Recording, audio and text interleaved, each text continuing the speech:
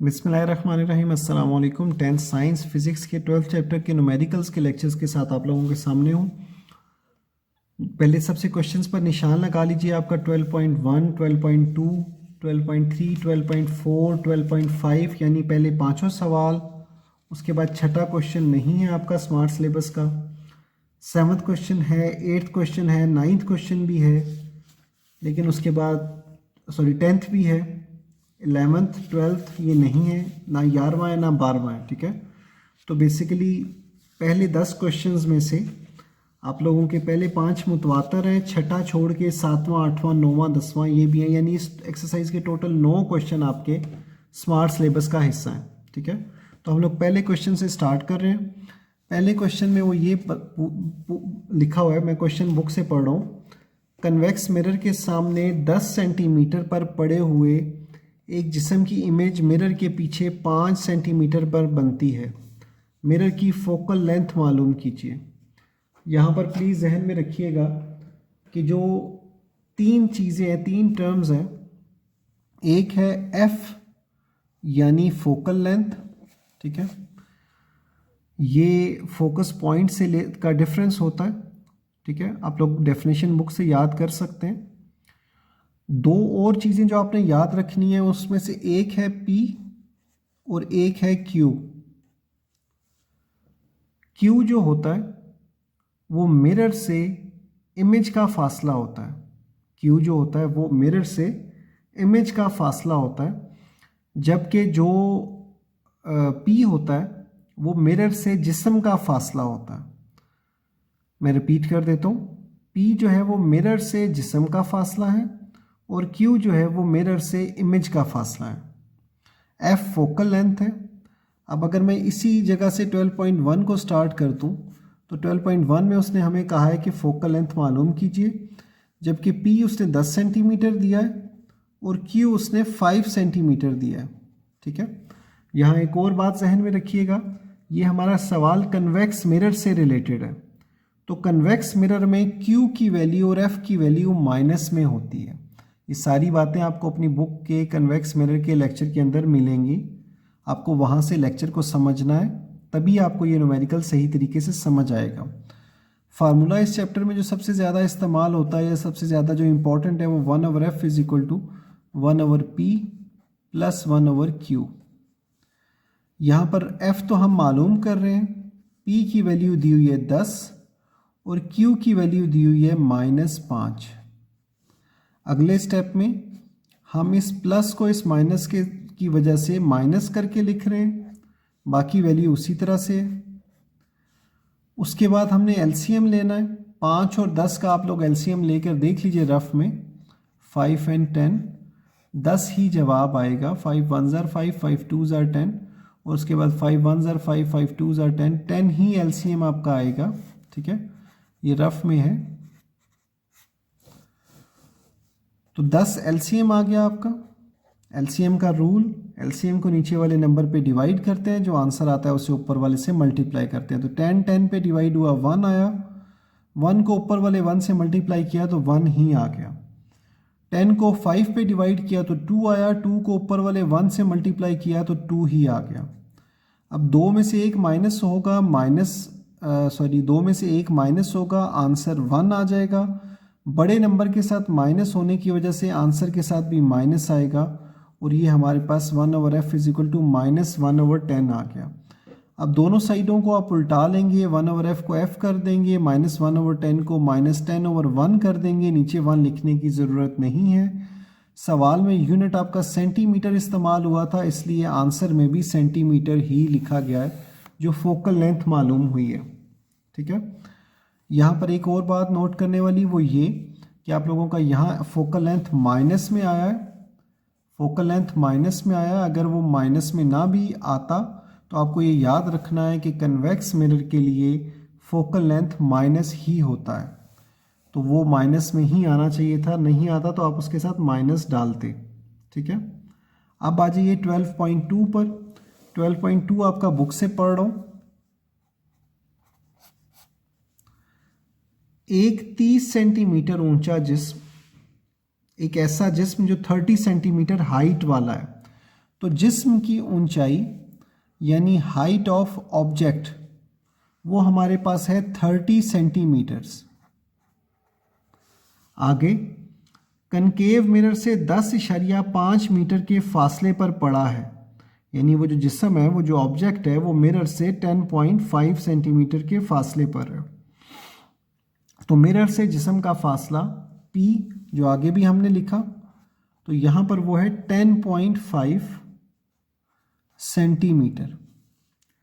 उसके बाद कहता है अगर मिरर की फोकल लेंथ 16 सेंटीमीटर हो, अगर मिरर की फोकल लेंथ 16 सेंटीमीटर हो तो आपने 3 चीज़ें बतानी है।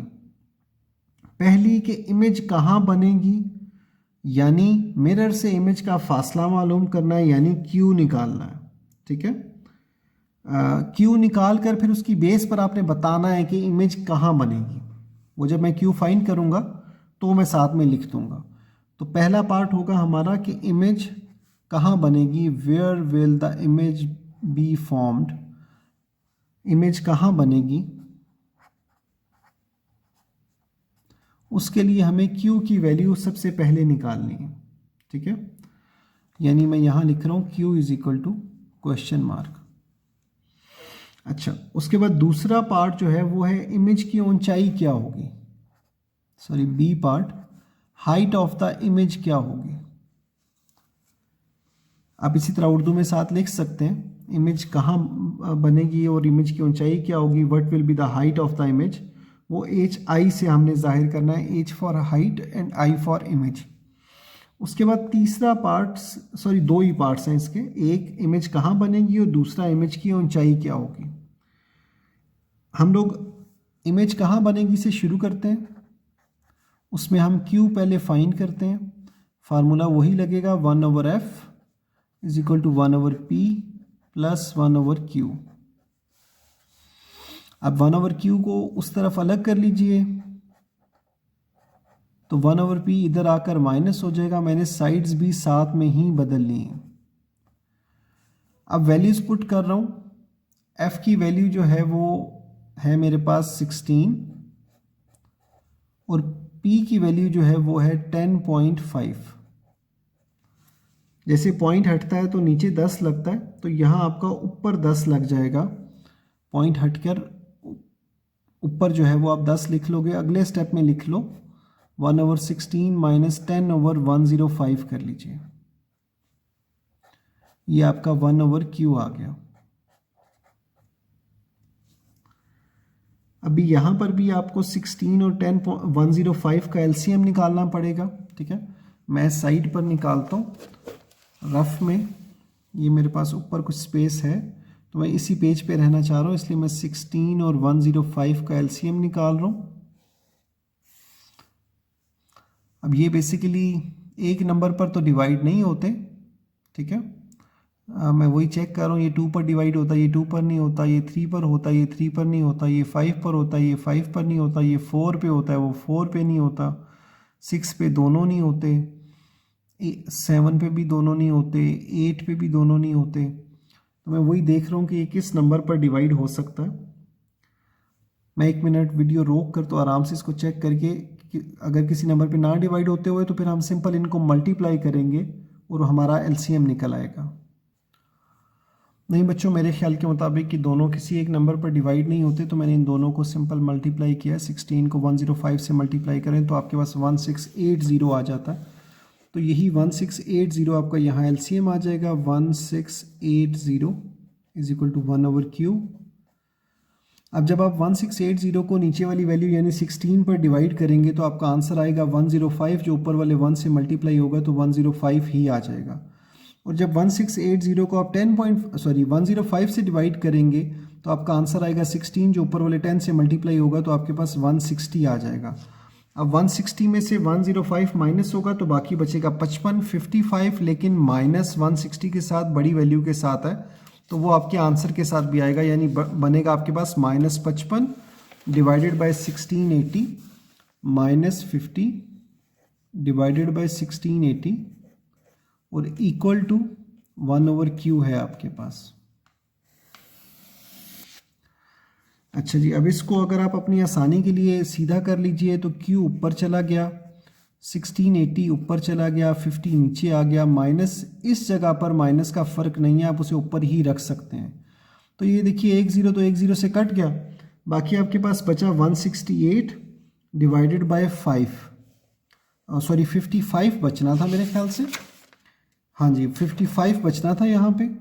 तो बेसिकली फिर ये ज़ीरो भी ना कट पाता। अब आप इसको सिंपल डिवाइड कर लेंगे, यानी 1680 को 55 पर आप डिवाइड कर लेंगे, साथ में माइनस भी है। मैंने कैलकुलेटर से मैंने ये डिवीजन की है, मेरे पास जो डिवीजन के बाद आंसर आया है वो है -30.54 सेंटीमीटर का यूनिट यूज़ हो रहा था। अगर आपके आंसर में फ़र्क आएगा तो आप लोग मुझे ज़रूर बताइएगा। अब यहाँ आप लोगों ने स्टेटमेंट लिखनी है, वो मैं बोल रहा हूँ तो वो आप प्लीज़ लिख लीजिए अपने पास, मैं यहाँ लिखूँगा नहीं, मेरी एक्चुअली लिखाई उर्दू की तो स्पेशली बहुत गंदी है, तो प्लीज़ वो लिख लीजिए। यहाँ जो मनफी अलामत है ये ज़ाहिर ये कर रही है कि इमेज आपका वर्चुअल होगा और मिरर से पीछे बनेगा। मैं इंग्लिश में लिख देता हूँ, the negative sign here is showing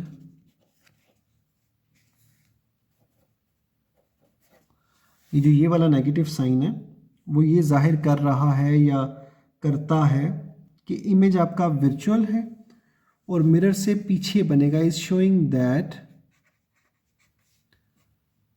your image will be या your image is virtual and will be, ये एंड लिखा है मैंने, will be behind the mirror, behind the mirror की जगह behind to mirror होगा, मतलब मिरर से पीछे, behind to mirror, मिरर से पीछे, मिरर के पीछे और मिरर से पीछे में फ़र्क होता है। तो बहरहाल इस तरीके से आप लिखेंगे कि नेगेटिव साइन आपका शो कर रहा है कि आपका जो वो इमेज है वो वर्चुअल है और मिरर से पीछे है, ठीक है, मिरर से पीछे बनेगा। अच्छा, अब आ जाते हैं बी पार्ट की तरफ। बी पार्ट में हमने फाइंड करना था हाइट ऑफ द इमेज। ये वो बात थी जो पूछा गया था ना, इमेज कहाँ बनेगी, वेयर विल इमेज फॉर्म, तो ये वो चीज़ थी कि आपका इमेज वर्चुअल होगा और बिहाइंड द मिरर होगा, ठीक है। अच्छा, अब दूसरी चीज़ आपने हाइट ऑफ द इमेज निकालनी है, तो उसके लिए जो फार्मूला आपके पास इस्तेमाल होगा वो ज़रा देख लीजिए। आपका जो फार्मूला है वो है height of image divided by height of object is equal to Q/P। इसमें से आपने हाइट ऑफ इमेज निकालनी है तो उसको इधर ही रहने दीजिए, Q उधर ही है, P भी उधर ही है, हाइट ऑफ ऑब्जेक्ट इधर डिवाइड हो रहा है, उधर जाकर मल्टीप्लाई हो जाएगा। अब यहाँ जब आप वैल्यूज़ पुट करेंगे तो हाइट ऑफ इमेज इस तरफ रहेगा, Q की वैल्यू आपने निकाली है -30.54, P की वैल्यू आपको जो दी हुई थी वो दी हुई थी 10.5 और आगे हाइट ऑफ ऑब्जेक्ट जो थी वो थी सिर्फ 30, यानी वो पॉइंट्स में नहीं थी। अब जब आप इन दोनों वैल्यूज़ को मल्टीप्लाई करके इसकी वैल्यू को डिवाइड करेंगे तो the answer will be 87.26 centimetres, 87.26 centimetres. यहाँ प्लीज़ एक बात नोट कीजिएगा, ये हाइट है, हाइट आपकी ज़ीरो से कम नहीं हो सकती, माइनस में नहीं हो सकती, इसलिए ये वाला माइनस का साइन इग्नोर हो जाएगा, नहीं यहाँ लिखने होगा। बेसिकली इसको यहाँ पर ही नहीं लिखना चाहिए था। ये बात जहन में रखते हुए कि जो इमेज की हाइट होती है वो ज़ीरो से कम नहीं हो सकती, मतलब ऐसा नहीं हो सकता कि इमेज का साइज़ जो है वो ज़ीरो से भी कम हो, ऐसा नहीं हो सकता, ठीक है। तो इसलिए जो है वो आपकी इमेज माइनस का साइन जो है वो इग्नोर हो जाएगा, ठीक है। अच्छा, अब इसके बाद आई होप ये आप लोगों को क्वेश्चन समझ आ गया होगा, ना समझ आए तो प्लीज़ मेरे से लाजमी क्वेश्चन कीजिएगा, ऐसे मत जाने दीजिएगा। अगर आपको क्वेश्चन समझ ना आए तो आप लोग मेरे नंबर पे मैसेज करके, पर्सनल मैसेज करके अपना प्रॉब्लम शेयर कर सकते हैं। जो भी आप क्वेश्चन सॉल्व करें वो क्वेश्चन का सलूशन मेरे साथ शेयर कीजिए, प्लस क्वेश्चन मेरे से शेयर कीजिए जो आपका क्वेश्चन हो, तो मैं इंशाल्लाह कोशिश ज़रूर करूँगा कि आपको रिप्लाई करूँ। अच्छा, यहाँ पे तीसरे क्वेश्चन की तरफ आप बढ़ रहे हैं, तो वहाँ पर तीसरे क्वेश्चन में हमें एक उसने बताया कि एक कनकेव मिरर से 20 सेंटीमीटर परे पड़े हुए जिस्म की यानी मिरर से जिस्म का फासला है 20 सेंटीमीटर। वहाँ अपने इमेज की, वहाँ ये भी बताता है कि जो इमेज की ऊंचाई है वो जिस्म की ऊंचाई के बराबर है, मतलब इमेज और जिस्म की ऊंचाई बराबर है, लेकिन इमेज उल्टी है। जो मिरर में इमेज है वो सीधी नहीं है बल्कि उल्टी है। तो हमने मालूम करनी है फोकल लेंथ, ठीक है। तो याद रखिए कि मिरर से फासला, जिस्म का मिरर से फासला, the distance between mirror and the object is always P, जो हम 2 क्वेश्चंस में देख चुके हैं, तो वो 20 सेंटीमीटर है। फोकल लेंथ एफ मालूम करनी है, और इमेज की हाइट और जिस्म की हाइट सिर्फ तभी बराबर हो सकती है अगर जिस्म से मिरर का फासला और इमेज से मिरर का फासला वो दोनों बराबर हो। मैं ये बात रिपीट करता हूँ, जिस्म की ऊंचाई और इमेज की ऊंचाई तभी बराबर हो सकती है जब जिस्म का इमेज से, मिरर से फासला और इमेज का मिरर से फासला वो दोनों बराबर हों। यानी अगर P 20 सेंटीमीटर है तो Q भी 20 सेंटीमीटर होगा। तो आपने उर्दू में सेंटेंस ऐसे लिखना है पहले, फिर मैं इंग्लिश में बोलता हूँ। अगर जिस्म की ऊंचाई इमेज की ऊंचाई के बराबर है तो जिस्म का मिरर से फासला और इमेज का मिरर से फासला दोनों बराबर होंगे। इंग्लिश में ऐसे लिखेंगे, if the height of the object is equal to the height of the image, then the distance between the mirror and the object and the distance between the mirror and the image will also be equal. उसके बाद आप employees का sign डालकर कुछ इस तरीके से employees का साइन डाल के Q इज इक्वल टू 20 लिख देंगे।